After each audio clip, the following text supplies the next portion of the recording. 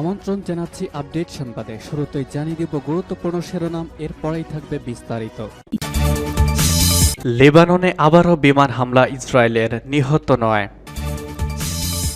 ইসরায়েলকে নিশ্চিতভাবে জবাব দেয়া হবে, ঘোষণা হিজবুল্লাহর। জোট সরকার গঠন পাকিস্তানের অভ্যন্তরীণ বিষয়, বলছে যুক্তরাষ্ট্র।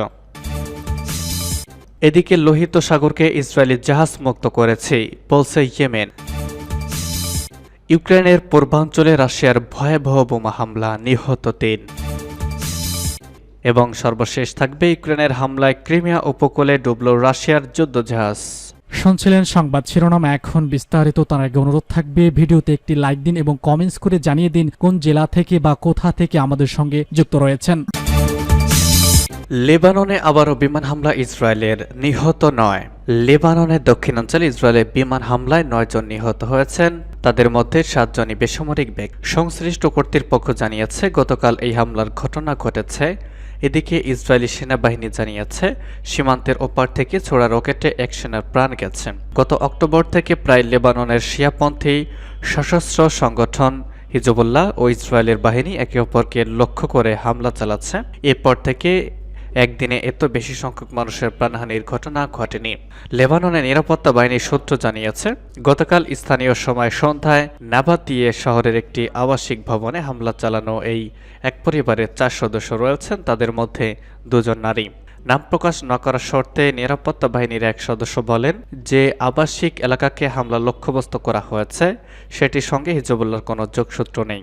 এর আগে লেবাননের রাষ্ট্রায়ত্ত ন্যাশনাল নিউজ এজেন্সি জানায় যে ইসরায়েলের যুদ্ধবিমান দক্ষিণাঞ্চলীয় সাওন হতে একটি বাড়িতে হামলা চালায়। এতে এক পরিবারে ৩ জনের প্রাণ গেছে, তাদের মধ্যে একজন নারী, অপর ২ জন শিশু, তাদের বয়স যথাক্রমে ২ ও ১৩ বছর। জানিয়েছে ইসরায়েলি হামলার আরেক লক্ষ্যবস্তু ছিল আদ শীত এলাকা।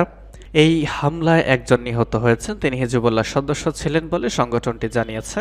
এই হামলায় আরও ১০ জন আহত হয়েছেন। হামলায় ভবনসহ আশেপাশে থাকা সবকিছুই ধ্বংস হয়ে গেছে। হিজবুল্লাহ জানিয়েছে দক্ষিণাঞ্চলে চালানো ইসরায়েলের বিমান হামলায় তাদের আরেক যোদ্ধা নিহত হয়েছেন, তবে সংগঠনটির এ দাবি নিরপেক্ষ সূত্র থেকে যাচাই করা সম্ভব হয়নি।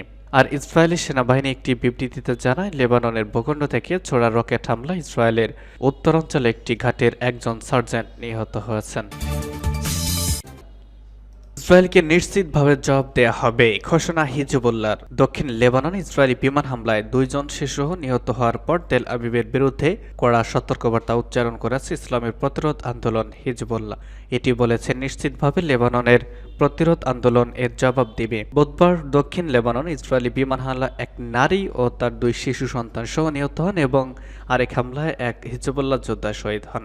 এ সম্পর্কে হিজবুল্লাহর নির্বাহী পরিষদের প্রধান হাশেম শাফিউদ্দিন তেল আবিবকে হুঁশিয়ার করে দিয়ে বলেছেন দক্ষিণ লেবাননে আজকের যে আগ্রাসনে কয়েকজন বেসামরিক নাগরিক শহীদ হয়েছেন তা বিনা জবাবে পার পাবে না। নিশ্চিতভাবে এর জবাব দেওয়া হবে এবং জবাব হবে উপযুক্ত পর্যায়ে। ইসরায়েল বুধবারে হামলা চালিয়ে দাবি করেছে অধিকৃত ভূখণ্ডের উত্তরাঞ্চলীয় সাফেদ এলাকায় হিজবুল্লাহর রকেট হামলায় এক ইসরায়েলি নারী সেনার নিহত হওয়ার প্রতিশোধ নিতে বুধবারে হামলা চালানো হয়েছে। সাফেদ এলাকায় হিজবুল্লাহর রকেট হামলায় ৮ ইসরায়েলি আহত হয়েছে, যাদের মধ্যে ৩ জনের অবস্থা আশঙ্কাজনক। হিজবুল্লাহর মহাসচিব সৈয়দ হাসান নাসরুল্লাহ গত মঙ্গলবার টেলিভিশনে সম্প্রচারিত এক ভাষণে বলেছেন অবরুদ্ধ গাজা উপত্যকায় ইসরায়েলি গণহত্যা পুরোপুরি বন্ধ না হওয়া পর্যন্ত তার সংগঠন ইসরায়েলি বিরোধী হামলা চালিয়ে যাবে। তিনি বলেন যেদিন গাজায় গুলিবর্ষণ বন্ধ হবে সেদিন আমরা উত্তর ইসরায়েলি গুলিবর্ষণ বন্ধ করব। সৈয়দ নাসরুল্লাহ আরও বলেন ইসরায়েল যদি হামলা জোরদার করে তাহলে আমরাও একই কাজ করব। জোট সরকার গঠন পাকিস্তানের অভ্যন্তরীণ বিষয়, বলছে যুক্তরাষ্ট্র। পাকিস্তানে নির্বাচন ঘিরে পরিস্থিতি এখনও শান্ত হয়নি। নির্বাচনের ৬ দিন পর গত মঙ্গলবার নওয়াজ শরীফের পাকিস্তান মুসলিম লীগ নওয়াজের সঙ্গে জোট গঠনের ঘোষণা দিয়েছে PPP co chairman Asif Ali Zardari. এতে তুমুল দর কষাকষি করে অতিরিক্ত সময় ক্ষেপণের পর কোনোভাবে জোড়াতালি দিয়ে একটি জোট সরকার গঠনের সম্ভাবনা তৈরি হয়েছে। তবে নওয়াজ নয়, পাকিস্তানের পরবর্তী প্রধানমন্ত্রী হতে যাচ্ছেন পিএমএলএন এর সভাপতি এবং সাবেক প্রধানমন্ত্রী শাহবাজ শরীফ। এ বিষয়ে নিজেদের অবস্থান পরিষ্কার করেছে মার্কিন যুক্তরাষ্ট্র। মার্কিন পররাষ্ট্র দপ্তরের মুখপাত্র ম্যাথু মিলার বলেছেন, জোট সরকার গঠনের চেষ্টা পাকিস্তানের অভ্যন্তরীণ বিষয়। যুক্তরাষ্ট্র দেশটির নতুন সরকারের সঙ্গে কাজ করে যাবে। মার্কিন পররাষ্ট্র দপ্তরের নিয়মিত প্রেস ব্রিফিংয়ে একথা বলেছেন ম্যাথু মিলার। ম্যাথু মিলার বলেছেন, আপনারা দিকে থাকবেন, সংসদীয় সরকার ব্যবস্থা আছে। এমন অনেক দেশে কোনো দল সংখ্যাগরিষ্ঠতা অর্জন করতে না পারলে তারা জোট গঠন করেছে, তবে এটা যুক্তরাষ্ট্রের সিদ্ধান্ত নয়, এটা একান্তই পাকিস্তানের সিদ্ধান্ত। সাংবাদিকদের প্রশ্নের উত্তরে মিলার আরও বলেন, এটা স্পষ্ট যে পাকিস্তানের নির্বাচন প্রতিযোগিতামূলক ছিল। সরকার গঠন হয়ে গেলে আমরা তার সঙ্গে কাজ করতে আগ্রহী।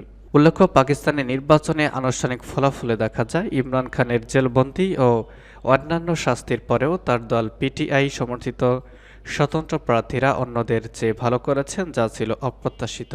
এতে নওয়াজ ও শাহবাজ শরীফ ভাইদের দল পাকিস্তান মুসলিম লীগ সহজে পরবর্তী সরকার গঠন করবে, এই প্রাথমিক ধারণা ভুল প্রমাণিত হয়। পিটিআই ও পিএমএলএন উভয় দল বিজয় দাবি করেছে, কিন্তু কোনো দলের পক্ষেই সরকার গঠনে পর্যাপ্ত আসন পাওয়া সম্ভব হয়নি। লোহিত সাগরকে ইসরায়েলি জাহাজ মুক্ত করেছি, জানালো ইয়েমেন। ইয়েমেনের নৌবাহিনী লোহিত সাগরকে সম্পূর্ণভাবে ইসরায়েলি জাহাজ মুক্ত করতে সক্ষম হয়েছে বলে ঘোষণা করেছে সানা। দেশটি বলেছে, এই কৌশলগত পানিসীমা দিয়ে চলাচলকারী ইসরায়েলি জাহাজের সংখ্যা শূন্যের কোঠায় নেমে এসেছে। ইয়েমেনের জাতীয় ঐক্যমত্যে সরকারের মুখপাত্র জাইফুল্লাহ আল সামি গতকাল রাজধানী সানায় এক সম্মেলনে দেওয়া ভাষণে একথা জানান। তিনি বলেন, ইয়েমেনের সশস্ত্র বাহিনী শুধুমাত্র ইসরায়েলি মালিকানাধীন ও ইসরায়েলগামী জাহাজে হামলা চালিয়েছে। সেই সঙ্গে ইঙ্গো মার্কিন বাহিনী ইয়েমেনে আগ্রাসন শুরু করার পর হামলার লক্ষ্যবস্তু হিসেবে আমেরিকা ও ব্রিটেনের জাহাজগুলিকেও অন্তর্ভুক্ত করা হয়েছে। গত অক্টোবরে গাজা উপত্যকায় ইসরায়েলি বাহিনী ভয়াবহ গণহত্যা শুরু করার পর গাজাবাসীর প্রতি সংহতি জানিয়ে লোহিত সাগরে ইসরায়েলি মালিকানাধীন ও ইসরায়েলগামী জাহাজে হামলা শুরু করে ইয়েমেনের সেনাবাহিনী। তখন থেকে দেশটি লোহিত সাগরে ৩৩টি অভিযান চালিয়েছে। এসব অভিযানে ১৭টি ইসরায়েলি জাহাজের পাশাপাশি ১৪টি মার্কিন ও ৩টি ব্রিটিশ জাহাজকে টার্গেট করা হয়েছে বলে জানান আসামি। তিনি বলেন, মার্কিন ও ব্রিটিশ বাহিনী লোহিত সাগরকে সামরিকীকরণ করেছে এবং তারা ইসরায়েলি জাহাজকে রক্ষা করতে গিয়ে এই আন্তর্জাতিক পানিসীমাকে সবার জন্য বিপজ্জনক করে তুলেছে। তিনি বলেন, যতদিন গাজায় ইসরায়েলি আগ্রাসন চলবে ততদিন লোহিত সাগরে ইয়েমেনের সামরিক অভিযান বন্ধ হবে না। ইউক্রেনের পূর্বাঞ্চলে রাশিয়ার বোমা হামলায় নিহত ৩। ইউক্রেনের পূর্বাঞ্চলীয় নগরী দনেতস্কের কাছে গত রাতে রাশিয়ার বোমা হামলায় ৩ জন নিহত হয়েছেন। এদের মধ্যে একজন শিশু রয়েছে। স্থানীয় কর্তৃপক্ষ এই কথা জানিয়েছে খবর এএপি এর। স্থানীয় কাউন্সিলর এএপি-কে জানায়, যুদ্ধক্ষেত্রে প্রায় ২০ কিলোমিটার পশ্চিমে সেলদোভের ৯টি অ্যাপার্টমেন্ট ব্লকে ও একটি হাসপাতালে সব হামলা চালানো হয়। তারা আরও জানায়, এসব হামলায় আরও ১২ জন আহত হয়েছে। এদের মধ্যে ৪ জন শিশু রয়েছে। দনেতস্ক অঞ্চলের গভর্নর ভাদিম ফিলাচোকেজ জানান, স্থানীয় সময় রাত 11:30টার দিকে প্রথম দফার এবং রাত 1টার দিকে দ্বিতীয় দফার হামলা চালানো হয়। হামলায় ক্ষতিগ্রস্ত ওই হাসপাতাল থেকে প্রায় ১০০ রোগীকে পার্শ্ববর্তী পোকরোভস্ক ও মিরদনগ্রাদে সরিয়ে নেওয়া হয়েছে। হামলার ধরনের ব্যাপারে বিস্তারিত কিছু জানানো হয়নি। ২০১৪ সালের পর থেকে রাশিয়ার দখলে থাকা বড় নগরী দনেতস্কের উপকণ্ঠে সেলিদোভ নগরী অবস্থিত। যুদ্ধ শুরুর আগে নগরীর জনসংখ্যা ছিল প্রায় ২১,০০০। এবং সর্বশেষ জানিয়ে দিব, ইউক্রেনের হামলায় ক্রিমিয়া উপকূলে ডুবল রাশিয়ার যুদ্ধজাহাজ। কৃষ্ণ সাগরে রাশিয়ার সামরিক বাহিনীর বড় একটি যুদ্ধজাহাজ ডুবে গেছে। ইউক্রেনের ড্রোন হামলায় ক্রিমিয়া উপকূলে সিজার কুনিকভ নামের ওই জাহাজটি ডুবে যায়। এই হামলার একটি ভিডিও প্রকাশ করেছে ইউক্রেন। তবে জাহাজ ডুবির বিষয়টি এখনও নিশ্চিত করেনি রাশিয়া। বৃহস্পতিবার তথা আজ এক প্রতিবেদনে এই তথ্য জানিয়েছে ব্রিটিশ সংবাদ মাধ্যম বিবিসি। প্রতিবেদনে বলা হয়েছে, সিজার কুনিকভ নামের একটি বড় রাশিয়ান উভচর জাহাজ রাশিয়া অধিকৃত ক্রিমিয়ার উপকূলে ডুবে গেছে বলে জানিয়েছে ইউক্রেনের সশস্ত্র বাহিনী। স্থানীয় সোশ্যাল মিডিয়া অনুসারে গতকাল ভোরে শক্তিশালী বিস্ফোরণের শব্দ শোনা গিয়েছিল। এতে ইয়াল্টা শহরের দক্ষিণে ওই জাহাজটিতে হামলার ইঙ্গিত পাওয়া যায়।